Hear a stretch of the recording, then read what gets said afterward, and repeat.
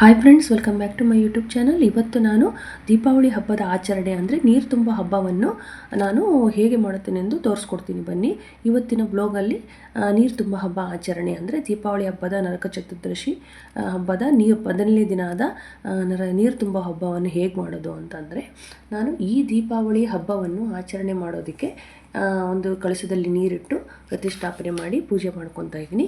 ಈ ನೀರನ್ನು ನಾನು ಅಭ್ಯಂಜನ ಸ್ನಾನ ಮಾಡೋದಕ್ಕೆ ಉಪಯೋಗಿಸ್ಕೊಳ್ತಾ ಇದ್ದೀನಿ.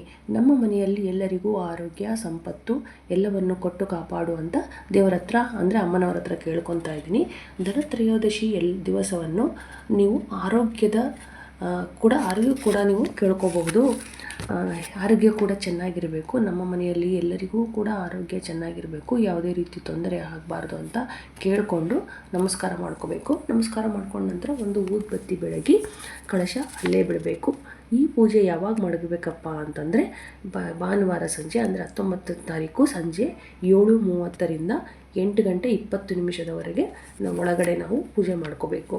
ಕಳಶ ಇಟ್ಟು ಪೂಜೆ ಮಾಡಿ ಹಾಗೆ ನಾವು ಈ ನೀರು ತುಂಬೋ ಹಬ್ಬವನ್ನು ಯಾಕೆ ಮಾಡ್ತೀವಿ ಅಂತಂದರೆ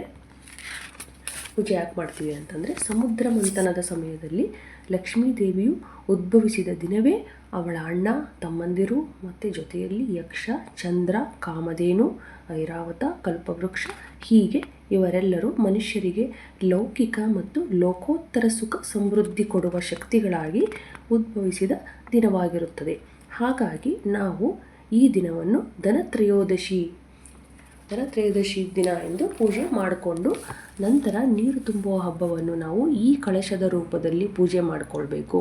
ಮತ್ತು ನಾವು ಈ ಕಳಶವನ್ನು ಏಕೆ ಇಟ್ಟು ಪೂಜೆ ಮಾಡಬೇಕು ಅಂತಂದರೆ ಲಕ್ಷ್ಮೀ ದೇವಿಯು ಅವರ ಒಂದು ಅನುಗ್ರಹ ಪಡೆಯಲಿಕ್ಕೆ ಮತ್ತು ಆರೋಗ್ಯ ಭಾಗ್ಯ ಕೂಡ ಬೇಕಾಗಿರುವುದರಿಂದ ನಾವು ಈ ಒಂದು ಕಳಶವನ್ನು ಇಟ್ಟು ಪೂಜೆ ಮಾಡಬೇಕಾಗುತ್ತೆ. ನೀವು ಇವತ್ತು ಸಂಜೆ ಭಾನುವಾರ ಕಳಶ ಇಟ್ಟು ಪೂಜೆ ಮಾಡಿರ್ತೀರಿ. ಅದನ್ನು ಯಾವ ರೀತಿ ಉಪಯೋಗಿಸ್ಕೋಬೇಕು ಅಂತಂದರೆ ಸೋಮವಾರ ಬೆಳಗ್ಗೆ ನೀವು ಬೇಗನೆ ಎದ್ದು ಅಭ್ಯಂಜನ ಸ್ನಾನ ಮಾಡಬೇಕಾದ್ರೆ ಎಣ್ಣೆ ಹಚ್ಚಿಕೊಂಡು ನಾವು ತದನಂತರದಲ್ಲಿ ಈ ಒಂದು ಕಳಶದ ನೀರನ್ನು ಏನಿದೆಯೋ ನೀವು ಎಷ್ಟು ಜನ ಇದ್ದೀರೋ ಮನೆಯಲ್ಲಿ ಅಷ್ಟು ಜನಕ್ಕೂ ಕೂಡ ಡಿವೈಡ್ ಮಾಡಿಕೊಳ್ಳಿ, ಅಂದರೆ ಭಾಗ ಮಾಡಿ ಸ್ವಲ್ಪ ಕಳಶದ ನೀರನ್ನು ಉಪಯೋಗಿಸಿ ಸ್ನಾನ ಮಾಡಿಕೊಳ್ಳತಕ್ಕದ್ದು.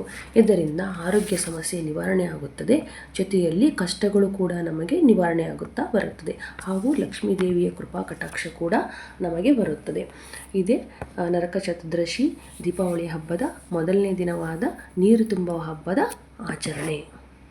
ಸ್ನೇಹಿತರೆ, ಇಲ್ಲಿಯವರೆಗೂ ನೀವು ನೋಡಿದಿರಲ್ಲ ದೀಪಾವಳಿ ಹಬ್ಬದ ಮೊದಲನೇ ದಿನವಾದ ನೀರು ತುಂಬುವ ಹಬ್ಬದ ಆಚರಣೆ ಹೇಗೆ ಮಾಡಬೇಕು, ಕಳಶವನ್ನು ಹೇಗೆ ಪ್ರತಿಷ್ಠಾಪನೆ ಮಾಡಬೇಕು, ಮನೆಯವರೆಲ್ಲ ಆರೋಗ್ಯದ ಬಗ್ಗೆ ದೇವಿ ಹತ್ರ ಪ್ರಾರ್ಥನೆಯನ್ನು ಮಾಡಿಕೊಂಡು ಅಂದರೆ ಮಹಾಲಕ್ಷ್ಮಿಗೆ ಮನೆಯವರಿಗೆಲ್ಲ ಆಯುಷ್ಯ ಆರೋಗ್ಯ ಕೊಟ್ಟು ಕಾಪಾಡುತ್ತಾಯಿ ಅಂತ ಕೇಳಿಕೊಂಡು ಯಾವ ಶುಭ ಸಮಯದಲ್ಲಿ ಪೂಜೆಯನ್ನು ಮಾಡಬೇಕು ಮತ್ತು ಈ ಕಳಶದ ನೀರನ್ನು ಯಾವ ರೀತಿ ಉಪಯೋಗಿಸಿಕೊಳ್ಳಬೇಕು ಅಭ್ಯಂಜನ ಸ್ನಾನ ಮಾಡುವ ದಿನ ಎಂದು ಎಲ್ಲವನ್ನೂ ತಿಳಿಸಿಕೊಟ್ಟಿದ್ದೇನೆ. ತಮ್ಮೆಲ್ಲರಿಗೂ ಈ ವ್ಲಾಗ್ ಇಷ್ಟ ಆದರೆ ಒಂದು ಲೈಕ್ ಮಾಡಿ, ಶೇರ್ ಮಾಡಿ ಮತ್ತು ಸಬ್ಸ್ಕ್ರೈಬ್ ಮಾಡ್ಕೊಳ್ಳಿ. Thank you for watching. Thank you so much.